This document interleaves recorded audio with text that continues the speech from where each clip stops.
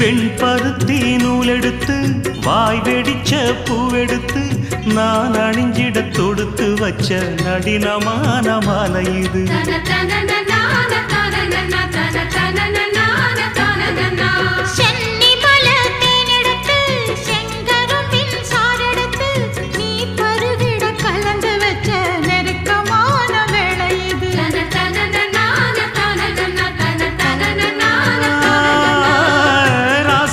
உடம்பிருக்கும் ரவிக்க துணி நானாக அன்னாடம் சூடி கொள்ள ஆசை வச்சாகாதா.